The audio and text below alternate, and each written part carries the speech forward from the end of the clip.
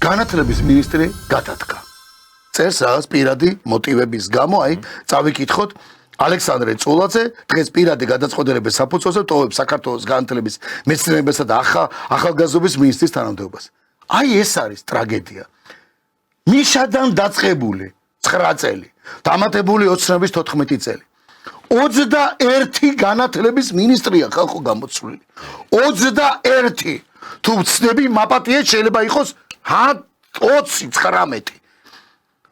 ეს არის ტრაგედია განათლების მინისტრი, მთავარი დარგი, მთავარი საყრდენი, ნებისმიერი სახელმწიფოსი.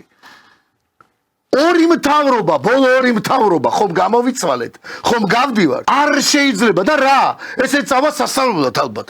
როგორც გვარამია წავიდა სასწავლებლად, მოდიშიო, ეხლა წავა ცოტა ჩემ იმას ავიმაღლებო. განათლების აი ეს არის ტრაგედია. ამაზე უნდა გამოვიდეთ, როცა განათლების და მეცნიერების სამინისტრო შენობა, აკადემია ის მდგომარეობაშია და ბოლო მოგიკანები არიან დარჩენილი. მეცნიერები, აკადემიკოსები, პედაგოგები.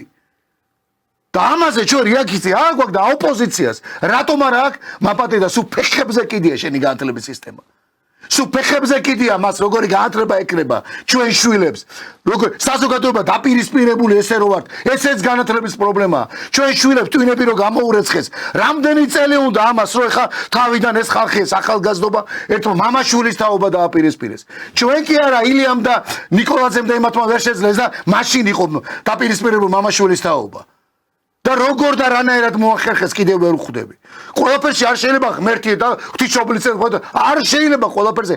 განძრიე ხელი და ფეხი გეუბნება იმ ანეკდოტის არ იყოს კაცი რო იხჭობა და განძრიე გემი გამიზა, ნავი გამოგიგზავნე, კაცი გამოგიგზავნე და არა ვიხჭობი იძახი. ჩაჯექი განძრიე ხელები და გადარჩები და მერე იძახი. დააბრალე ღმერთს, ერს და ბერს მერე.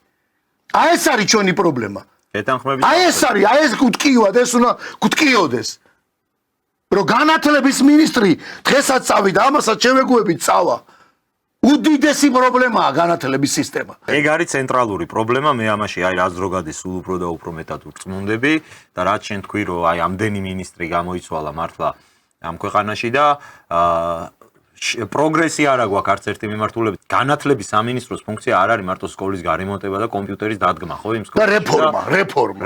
და მანდატურების შეყვანა. კისერში ხო, აი ეს რაღაც ლიბერალური მიდგომა რომ ყოველგვარი იდეოლოგიისგან, ყოველგვარი ეს ნეობისგან, ზნეობრივი საფუძვლისგან დაიცალა მთლიანად ეს სისტემა და დაიყვანეს იქამდე რომ თითქოს მასწავლებლის ფუნქცია არის მარტო ის რომ მან იცოდეს რაღაც კონკრეტული საგანი კარგად და მარტო აი ეს კონკრეტული საგანი ასწავლოს ბავშვს. სინამდვილეში არ ვიცი ყველანი ეგრე ვარ, თქო მასწავლებელი არის მეორე მშობელი იგივე იმ ბავშვისთვის და უნდა იყოს უდიდესი ავტორიტეტი უნდა ჰქონდეს ბავშვთან და ის უნდა იყოს ერთ-ერთი განმაპირობებელი როგორი პიროვნება გაიზრდება მე ის ბავშვი და დღეს რო ჩვენ გვაქვს აი ასეთი მიდგომა რომ განათლების სამინისტროს ფუნქცია გახდა მარტო სკოლის გარემონტება და იქ ბაღის შერემონტება და ახალი კომპიუტერის ყიდვა და მეტი არაფერი ამის იქით. აი ეს არის უბედურება, მთლიანად არის NGO სექტორის ხელში ჩავარდნილი განათლების პროგრამა რა იქნება, რა წიგნით ისწავლის ბავშვი, როგორი მიდგომა ექნება მასწავლებელს, როგორი უნდა იყოს პედაგოგი, აი მთლიანად NGO სექტორი განსაზღვრავს ამ ყველაფერს და სამინისტრო არის განზე გაწეული მარტო გაარემონტებს სკოლას და მეტის არაფერს არ აკეთებს, ეგეც იმიტომ რომ ფული ჭირდება მაგის გარემონტებას და ფული სახელმწიფომ უნდა დახარჯოს, მაგრამ პოლიტიკა უნდა აწარმოოს NGO-მ. აი ეს არის უბედურება, რაც ამ სექტორში ხდება.